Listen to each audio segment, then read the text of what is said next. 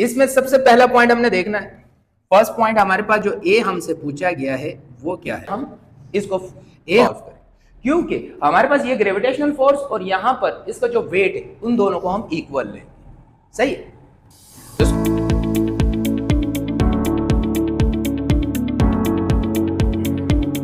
अस्सलाम वालेकुम, Umar online academy में खुशामदीद फरीद के साथ।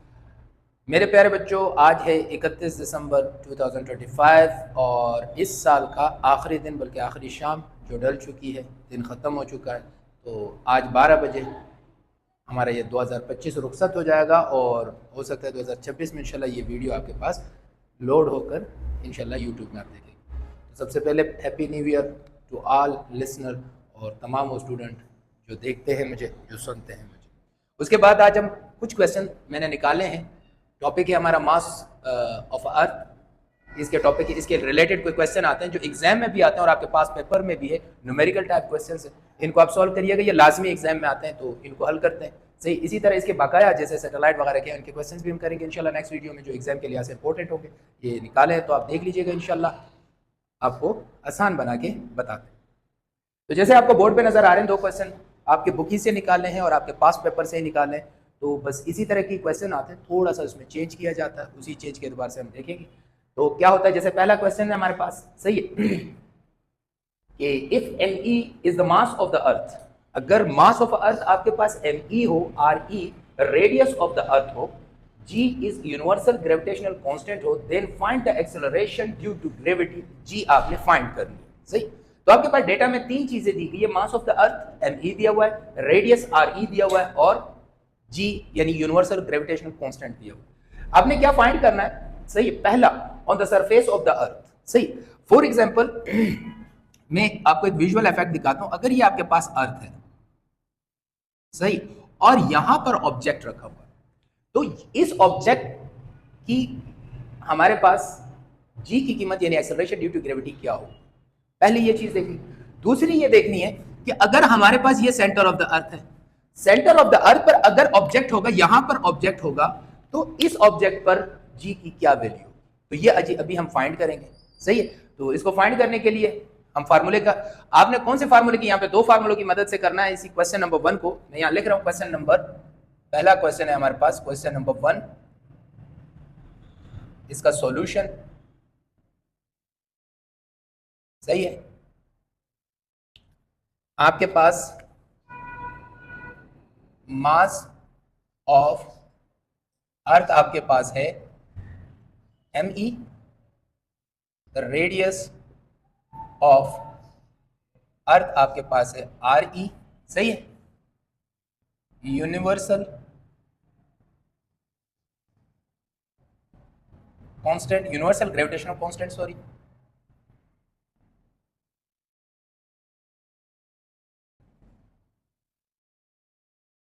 कांस्टेंट आपके पास है कैपिटल G। फाइंड आपको करना है यानी रिक्वायर्ड है आपके पास स्मॉल g यानी एक्सेलरेशन ड्यू टू ग्रेविटी, ये आपको फाइंड करना। सही, इसमें सबसे पहला पॉइंट हमने देखना है। फर्स्ट पॉइंट हमारे पास जो ए हमसे पूछा गया है वो क्या है? ए हमारे पास है on the surface of earth, surface of earth. सही, तो आप जानते हैं कि अगर ये ऑब्जेक्ट यहां पे रहेगा तो एक तो कुव्वत इस पे लगेगी, ग्रेविटेशनल फोर्स, जो इसको नीचे की तरफ अट्रैक्ट करेगी, Fg। सही, तो Fg की जो कुव्वत है, ग्रेविटेशनल फोर्स, वो हमारे पास बराबर होगा m1 capital G m1 m2 upon r square. अब यहां पर m1 तो इस ऑब्जेक्ट का मास है m, और जमीन का मास तो me है, और रेडियस यहां से यहां तक आपके पास RE है। तो ग्रेविटेशनल फोर्स का जो फार्मूला होगा वो आपके पास ME m upon r square या RE स्क्वायर होगा। सही, ये वाला m क्या होगा? Mass of a object. सही, दूसरी, ये जो ऑब्जेक्ट यहां पे रखा हुआ है ना, इसका अपना एक वेट होगा जिसको हम W से जाहिर करते हैं। अब वेट का जो फार्मूला होता है वो हमारे पास mg होता है, mg होता है। तो इनकी मदद से हम इसको सॉल्व करें। क्योंकि हमारे पास ये ग्रेविटेशनल फोर्स और यहां पर इसका जो वेट है उन दोनों को हम इक्वल लेंगे। सही है, तो इसके सॉल्यूशन में आपने लिखा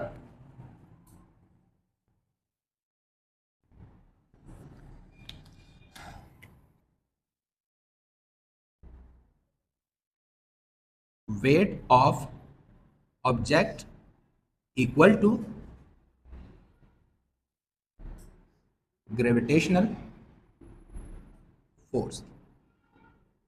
सही, तो आपके पास क्या हो जाएगा बेटा, W is equal to F G. अब W का क्या फार्मूला है आपके पास, एम जी। कैपिटल इसका क्या फार्मूला होगा आपके पास, capital G M E mass of earth और M mass of object upon R E square. R E square क्यों लिया, क्योंकि ऑन द सरफेस है हमारे पास ऑब्जेक्ट। सही, अब आपने देखा m से m कैंसिल हो गया, आपके पास g की कीमत आ गई। सही है, g M E upon R E square.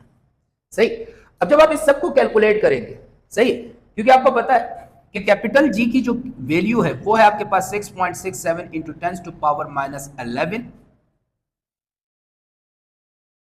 Newton metre square पर kilogram square. M E mass of earth आपके पास है 10 टू पावर 24 किलोग्राम। सही, और आर ई रेडियस ऑफ अर्थ है आपके पास 6.38 इंटू 10 टू पावर 6 मीटर। सही, इन सारी वैल्यू को आप यहां कैलकुलेट करके रख देंगे तो जी की कीमत आपके पास आ जाएगी, जब सारी वैल्यू को आप रखेंगे 6.67 into 10 to power minus 11, mass है 6 into 10 to power 24, R E है आपके पास 6.38 इंटू 10 टू पावर 6 का स्क्वायर। जब सबको कैलकुलेट करेंगे तो जी की कीमत आपके पास आएगी 9.8 मीटर पर सेकेंड स्क्वायर या 10 मीटर पर सेकेंड स्क्वायर। ये आ गई एट द सरफेस पर आपके पास वैल्यू। तो यहां तक बात समझ में आ गई आपको, क्लियर। तो ये क्या था, हमने इसका पहला पार्ट इसका सॉल्व कर दिया, सारी वैल्यू रखकर इस तरह आप इसको हल करें। कौन से फार्मूले की मदद से, कि weight of the object is equal to gravitational force जो हमने किया, इसमें जी की कीमत, एम ई की कीमत, आर ई स्क्वायर की कीमत, ये सारे कांस्टेंट है, ये सारी कीमतें आप लोग रखेंगे। उसके बाद इसको कैलकुलेट करें, आप कैलकुलेट ना भी करें, डायरेक्ट इसकी वैल्यू यानी जी की कीमत जो आपको याद होती है वो लिख लें, तो ये आपके पास आ जाएगा एक्सेलरेशन ड्यू टू ग्रेविटी का। Acceleration due to gravity is equal to आपके पास क्या आ जाएगा, ये तो ये 10 भी लिख सकते हैं क्योंकि राउंड ऑफ फिगर में होता है। तो ये तो पहला पार्ट तो आपके पास हो गया। सही, अब इसका अगर दूसरा पार्ट करने, at the centre of the earth, अगर आपके पास object at the centre of the earth हो तो सोचिएगा एक चीज इसमें अब जीरो होगी। सही, अब इसका जो दूसरा है आपके पास, दूसरा part B, at the centre of earth. सही, जब आपके पास ऑब्जेक्ट यहां, जैसे ग्रीन कलर आपका नजर आ रहा है, ऑब्जेक्ट यहां पर होगा।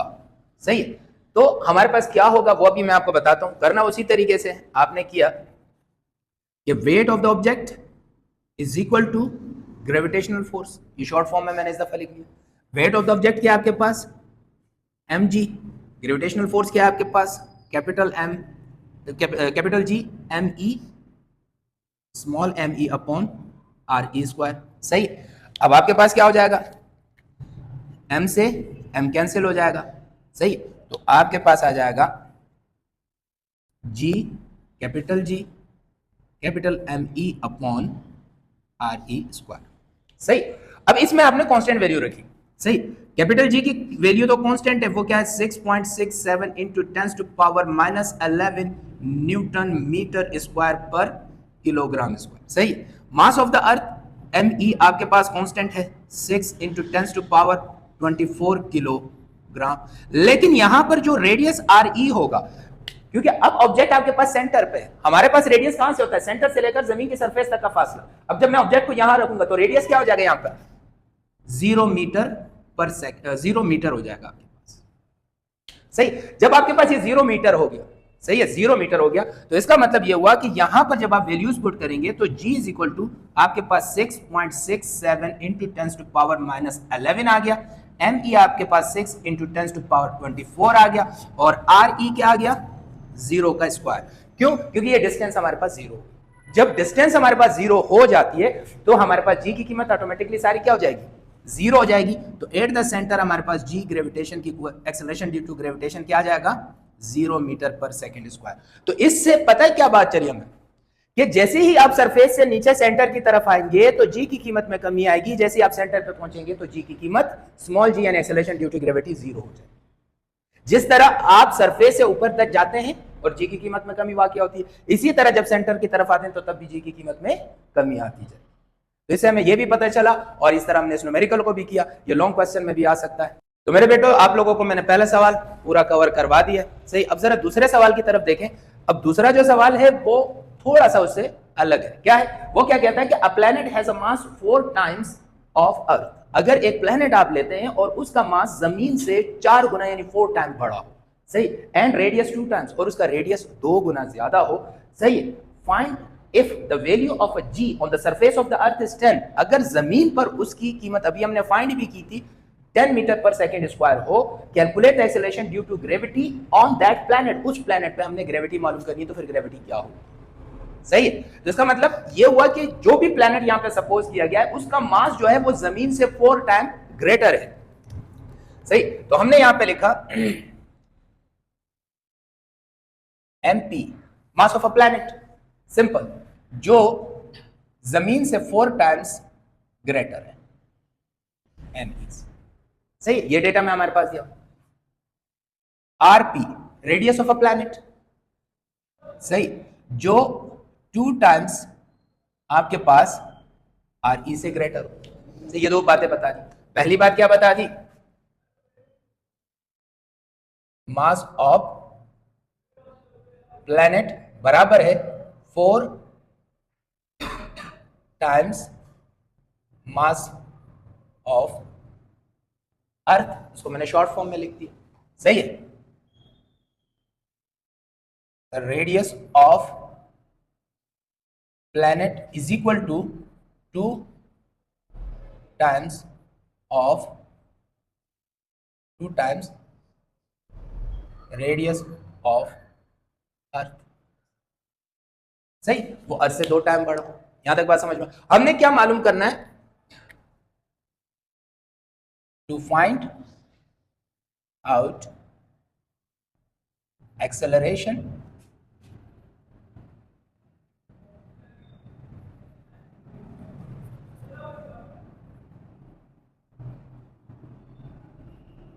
ड्यू टू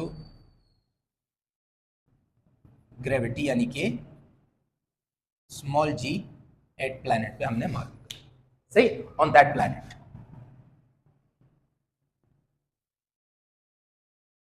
प्लैनेट पे हमने मालूम कर। क्लियर हो गई बात यहां तक?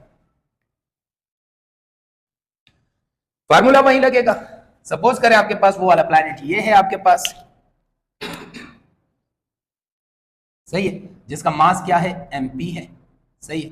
यहां से यहां तक रेडियस क्या है, rp है, और इस पर ऑब्जेक्ट रखा हुआ है कोई मास m का। सिंपली उसका वेट क्या होगा, mg होगा, सही। ग्रेविटेशनल फोर्स क्या होगी, fg is equal to g m p m अपॉन rp का स्क्वायर, सही है। ये हमने ले लिया। सॉल्यूशन में आपने लिखा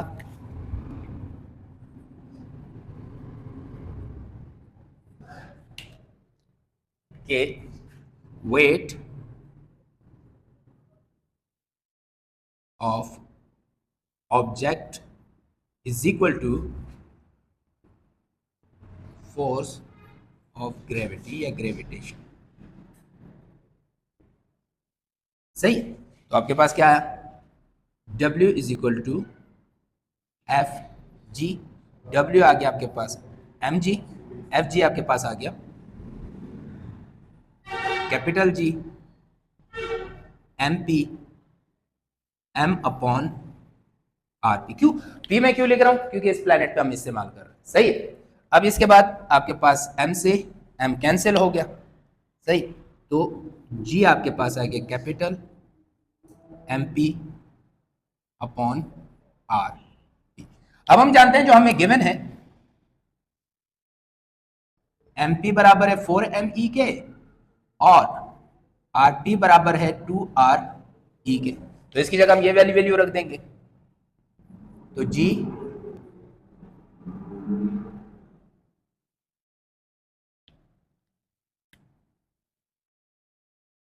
capital G 4ME upon 2RP का स्क्वायर, सॉरी RE का स्क्वायर।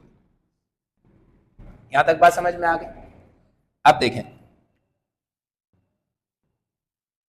ये 4 कांस्टेंट है, हम 4 को बाहर भी लिख सकते हैं, 4GME, इसको मैं G डैश कर देता हूं ताकि, बल्कि G डैश ना करें ताकि इसमें थोड़ा फर्क आए, P कर दें,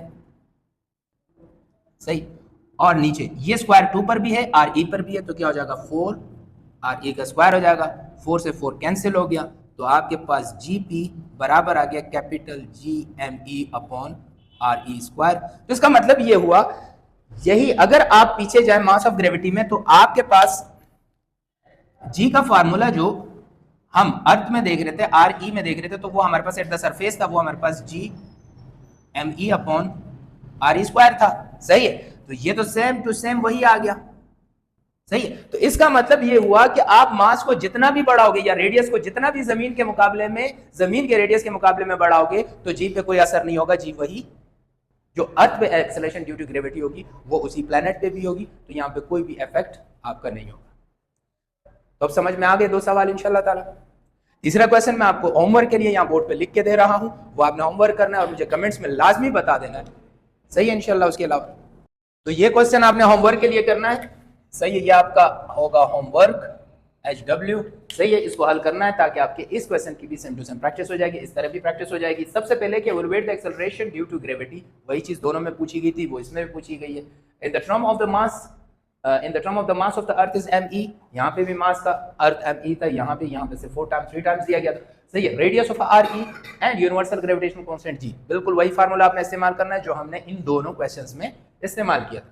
पहले पे आपने लेना है कि at a distance twice the earth radius. अच्छा, मास ME रखना है इसमें, लेकिन आपने जो रेडियस RE है वो RE के ट्वाइस रखना है, सही। A distance twice the earth radius, यानी अर्थ रेडियस से वो ट्वाइस होगा, सिंपल R में लिख रहा हूं। ये पहले में आपने, बाकी सब कुछ सेम रखना है, सिर्फ आपने रेडियस को बढ़ा देना, सही। और दूसरे में फिर क्या करना है, दूसरे में फिर क्या करना है, आपने उस रेडियस को 1/2 ऑफ RE कर देना है, बस। बाकी फार्मूला वही रखेगा, जैसे आपने वही फार्मूला रखा था, G is equal to capital ME upon RE square. अब ये बाकी सब कुछ वही रहेगा, सिर्फ आपने यहां पे पहले में 2RE रखना है और फिर दूसरे में 1/2RE रखना है। फिर आपने देखना है कि G के मुताबिक कितनी कमी आएगी। जैसे ही आप डिस्टेंस कम करेंगे, जैसे आप डिस्टेंस कम करेंगे तो RE बढ़ेगा, सही है, सॉरी G बढ़ेगा। जैसे आप डिस्टेंस बढ़ाएंगे तो G पर फर्क पड़ेगा, G कम होगा। तो इसके आपने कंक्लूजन भी लिखनी है और ये क्वेश्चन आपने एग्जाम के लिए सॉल्व करना है। उम्मीद करते हैं आपको ये वीडियो पसंद आई होगी। इसी तरह देखते रहिएगा उमर ऑनलाइन एकेडमी को और अपनी नॉलेज बढ़ाते रहिएगा। लाइक करें, सब्सक्राइब करें और जितना हो सके आगे शेयर करें। अल्लाह हाफिज।